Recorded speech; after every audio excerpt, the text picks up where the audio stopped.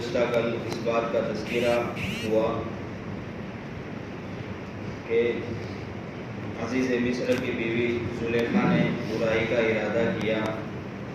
اور حضرت یوسف کے دل میں بھی کچھ غیر اختیاری وسوسہ پیدا ہوا.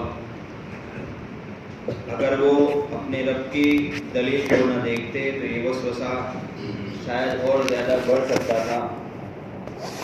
یہ غیر اختیاری وسوسہ آ جانا یہ کوئی گناہ نہیں، جیسے کہ بتایا گیا تھا. گرمی کے روزوں میں ٹھنڈے پانی کی طرف طبعی طور پر غیر اختیاری جو میلان ہو جاتا ہے، حالانکہ روزے میں پانی پینے کا ارادہ بالکل نہیں ہوتا، تو اس قسم کا خیال اور ارادہ جو ہے وہ تو نہ تو انسان کے اختیار میں ہے اور نہ اسے ارادے پر کوئی پکڑ اور گناہ ہے. پھر آگے بات آئی کہ اپنے رب کی دلیلوں کو نہ دیکھا ہوتا تو اور زیادہ ان کے دل میں ارادہ بڑھ سکتا تھا. رب کی دلیلیں کیا تھی؟ قرآن میں اس کی کوئی وضاحت نہیں.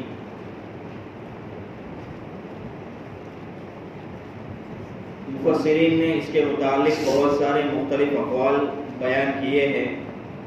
حضرت عبداللہ ابن عباس رضی اللہ عنہ، امام مجاہد، سعید بن جبیر، محمد بن سیرین اور حضرت حسن بصری، یہ تمام جو ہے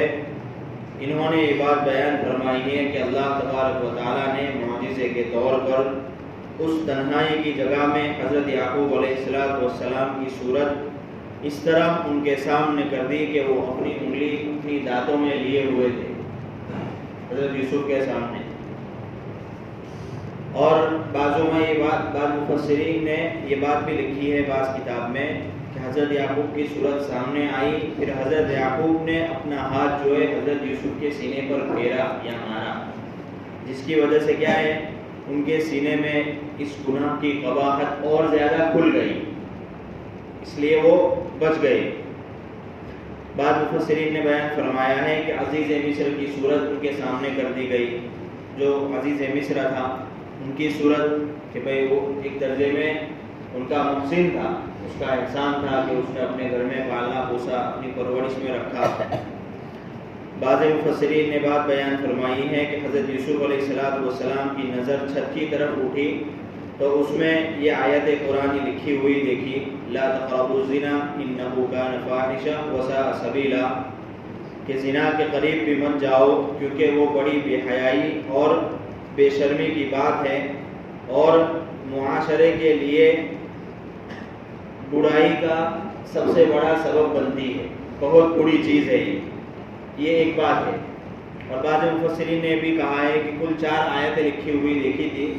اس میں سے 3 آیت الگ ہے اور چوتھی آیت یہ ولا تقربوا الزنا والی. بعض مفسرین نے بیان فرمایا ہے کہ زلیخا کے مکان میں ایک بت تھا، اس نے اس بت پر پردہ ڈالا. زلیخا نے جب اپنا مقصد حاصل کرنا چاہا تو زلیخا نے کیا ہے اس بت کے اوپر پردہ ڈال دیا. حضرت یوسف علیہ السلام نے پوچھا کہ بھئی یہ کیا ہے اور یہ کیوں کیا؟ تو زلیخا نے بتایا کہ بھئی یہ میرا معبود ہے اور مجھے اس کی وجہ سے شرم آتی ہے کہ میں یہ جو گناہ کر رہی ہوں وہ اس کی نظر نہ دیکھے.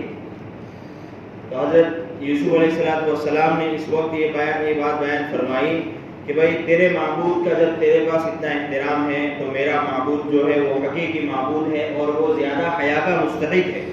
اللہ تبارک و تعالیٰ. اس کی نظر کو کوئی پردہ روک نہیں سکتا. تو تیرا معبود ہے کہ تو نے اس کے اوپر پردہ ڈال دیا، اس کے اندر دیکھنے کی طاقت تو ہے ہی نہیں، لیکن تمہاری سمجھ کے اعتبار سے اگر تم یہ سمجھتے ہو کہ اس کے اندر دیکھنے کی طاقت ہے تو تم نے پردہ ڈال دیا. تو میرا معبود تو حقیقی معبود ہے اور وہ ایسا معبود ہے کہ اس کی نظر کو پوری دنیا میں مل کر چاہے کہ اس کے اوپر پردہ ڈال سکے تو پردہ نہیں ڈال سکتی، اس کی نظر کو دھوکہ نہیں دیا جا سکتا. اور بعض مفسرین نے بات بیان فرمائی ہے کہ یوسف علیہ السلام کی نبوت اور معرفت الہی خود ہی برہان رب تھی، مطلب ان کو جو علم اور حکمت جو عطا کی گئی تھی وہی خود کیا ہے برہان رب، یعنی رب کی دلیل ثابت ہوئی. بہت ساری باتیں یہ مفسرین نے بیان کی ہے. امام تفسیر ابن جریر رحمۃ اللہ علیہ نے ان تمام اقوال کو بیان کرنے کے بعد ایک بات اپنی کتاب میں بیان فرمائی ہے اور وہ سب سے اچھی بھی معلوم ہوتی ہے اور دوسرے مفسرین کرام نے اس کو پسند بھی کی ہے اور وہ بے غبار بھی بات ہے، مطلب اس کی طرف ذرا برابر بھی شک و شبہ کی انگلی کوئی اٹھا نہیں سکتا، اور وہ یہ ہے کہ بھئی قرآن کریم نے جتنی بات بتلا دی ہے صرف اسی پر اکتفا کیا جائے۔ قرآن کریم نے جو بیان کیا کہ بھئی برہان ربی، رب کی دلیل نہ دیکھتے، اب وہ کیا تھی اس کی کوئی تعین نہیں، جو مفسرین نے اپنے اعتبار سے کہی ہے وہ ٹھیک ہے، انکار نہیں کیا۔ بھئی ہو سکتا ہے کہ بھئی جس اعتبار سے جو بات پہنچی ہو اور حضور صلی اللہ علیہ وسلم نے اس کی وضاحت فرمائی ہے حدیثوں کے ذریعے، اس لیے مفسرین کے پاس کیا ہے الگ الگ باتیں پہنچی ہیں، اس لیے انہوں نے اپنی اعتبار سے بیان کی ہے، اور بائبل میں بھی بہت ساری باتیں لکھی ہے، لیکن بائبل کی بات جو ہے وہ قرآن کریم کی بات سے میل جول نہیں رکھتی، اس لیے اس کو بیان کرنا مناسب نہیں ہے۔ وہ انہوں نے عجیب اختلاف مطلب اپنی طرف سے اس میں بہت ساری بڑھا چڑھا کر باتیں لکھی ہے، اس لیے یہاں مناسب معلوم نہیں ہوتا کہ ان کی بات بائبل کی بات بیان کی جاوے۔ تو جتنی بات قرآن نے بتلا دی ہے صرف اسی پر اکتفا کیا جاوے، یعنی یہ کہ یوسف علیہ السلام نے کوئی ایسی چیز دیکھی جس سے وسوسہ ان کے دل سے جاتا رہا، اس چیز کی تعین میں وہ سب احتمال ہو سکتے ہیں، ساری باتیں ہو سکتی ہیں جو مفسرین حضرات نے ذکر کی ہے، لیکن یقینی طور پر کسی کو متعین کیا جا سکتا نہیں ہے۔ کوئی یقینی طور پر نہیں کہہ سکتے کہ بھئی یہی رب کی دلیل دیکھ کر حضرت یوسف علیہ السلام جائے وسوسے سے بچ گئے۔ پھر آگے اللہ تبارک و تعالیٰ فرماتے ہیں کذالک لنصرف عنہ السوء والفحشاء انہ من عبادنا المخلصین، یعنی ہم نے یوسف علیہ السلام کو یہ برہان اس لیے دکھائی کہ ان سے برائی اور بے حیائی کو ہٹا دیں۔ برائی سے مراد صغیرہ گناہ اور بے حیائی سے کبیرہ گناہ مراد ہے۔ یہاں ایک بات قابل ذکر یہ ہے کہ قرآن کریم نے یہ بات کہی کذالک لنصرف عنہ السوء والفحشاء، کہ حضرت یوسف علیہ السلام سے برائی اور بے حیائی کو ہٹانے کا ذکر ہے، نہ کہ حضرت یوسف علیہ السلام کو بے حیائی اور برائی سے ہٹانے کا، کہ بھئی یوسف کی ذات سے برائی اور بے حیائی کو ہم نے ہٹا دیا، یوسف کو بے حیائی اور برائی سے ہٹایا اس کا تذکرہ نہیں ہے۔ تو اس سے یہ بات بھی پتہ چلتی ہے، اس بات کی طرف اشارہ ہے کہ حضرت یوسف علیہ السلام کو اپنی شان نبوت کی وجہ سے اس گناہ سے خود ہی ہٹے ہوئے تھے۔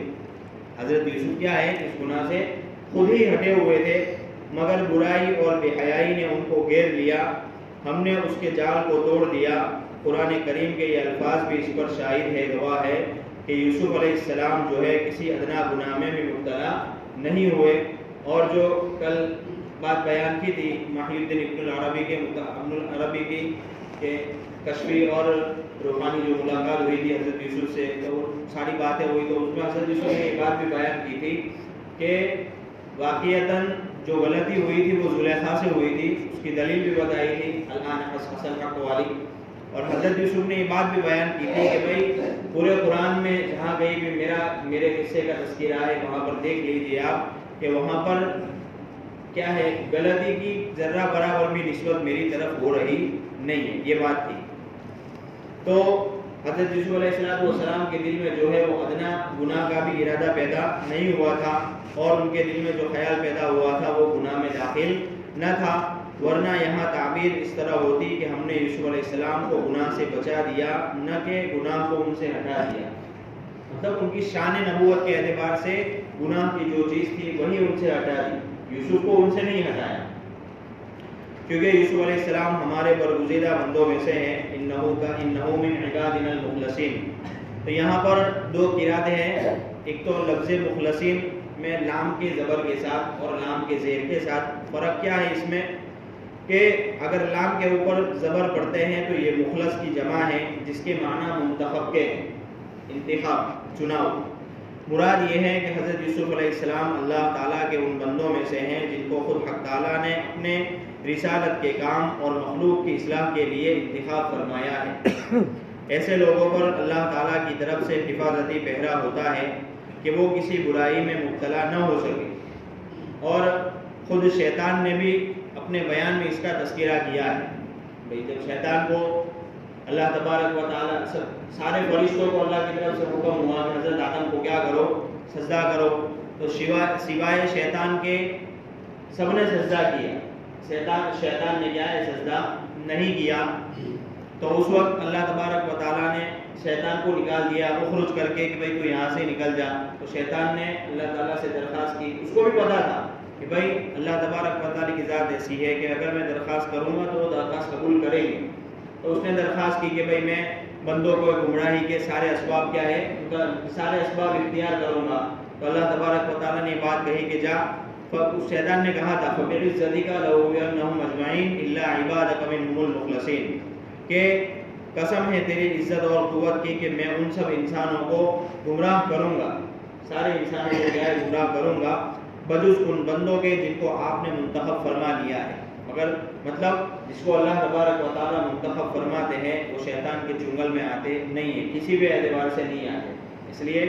ہمیں بھی کیا ہے ہمارے اندر ایسے صفات پیدا کرنے چاہیے کہ اللہ تبارک و تعالیٰ کیا ہے ہمیں اپنا پسندیدہ بندہ، مخلص بندہ بنا لے گے. اگر ایسا ہو گیا تو انشاءاللہ اللہ کی ذات سے امید ہے کہ ہم کسی شیطانی چنگل میں بھی نہیں آئیں گے، اور اللہ تبارک و تعالیٰ ہمارے ذریعے کیا ہے بہت سی برائیوں کو دور کرنے کا ہمیں ذریعہ بھی بنائے گا. اور بعض قرأتوں میں یہ لفظ لام کے کسرے کے ساتھ مطلب زیر کے ساتھ ہے کہ مخلصین، اور مخلص کے معنی یہ ہے کہ جو اللہ کی عبادت اور فرما برداری اخلاص کے ساتھ کرے، اس میں کسی دنیاوی اور نفسانی غرض اور شہرت وغیرہ کا دخل نہ ہو. مطلب اخلاص اس طرح اخلاص بڑھا ہوا ہو کہ دنیاوی اور نفسانی غرض اور شہرت وغیرہ کچھ اس میں دخل نہ ہو. اس طرح اللہ تبارک و تعالیٰ کی عبادت اور فرما برداری کی جاوے. اس صورت میں مراد اس آیت کی یہ ہوگی کہ جو شخص بھی اپنے عمل اور عبادت میں مخلص ہو، اللہ تعالیٰ گناہوں سے بچنے میں اس کی امداد فرماتے ہیں. اس لیے تو کہتے ہیں کہ اخلاص بہت بڑی چیز ہے. اخلاص ایسی چیز ہے جس کی مثال دی جاتی ہے گھر کی چھت کی، کہ جیسے گھر کی چھت جو ہے وہ آخر میں لگتی ہے، اسی طرح اخلاص بھی جو کیا ہے وہ آخر میں آتا ہے. اور جس طرح گھر کو توڑنا ہو تو سب سے پہلے اس کی چھت سے شروعات کرتے ہیں، اسی طرح اخلاص جو ہے وہ آتا دیر سے ہے اور جاتا سب سے پہلے ہے. اس لیے اخلاص ہر عمل میں پیدا کرنا چاہیے، ہمارے ہر عمل میں اخلاص پیدا کرنا چاہیے. اگر سمجھ لو اخلاص ہمارے اندر پیدا ہو گیا تو کیا ہے اللہ تبارک و تعالیٰ کی طرف سے ہماری مدد کی جائے گی. نیک کاموں کے اوپر بھی مدد کی جائے گی اور گناہ کے کاموں سے بچنے کے اوپر بھی مدد کی جائے گی. اس آیت میں جو اللہ تبارک و تعالیٰ نے دو لفظ ذکر فرمائے، لفظ سوء اور لفظ فحشا،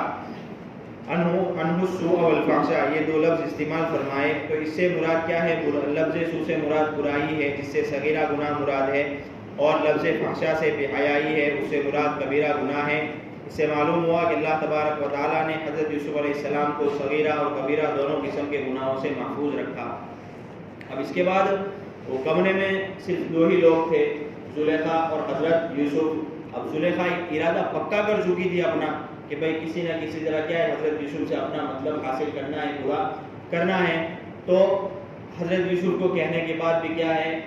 اس کو سمجھایا، عقلی دلیل سے سمجھایا کہ بھائی اس گناہ سے باز آ جاوے. حضرت یوسف کا بچنا تو پتہ چل گیا برہان رب، لیکن انہوں نے بھی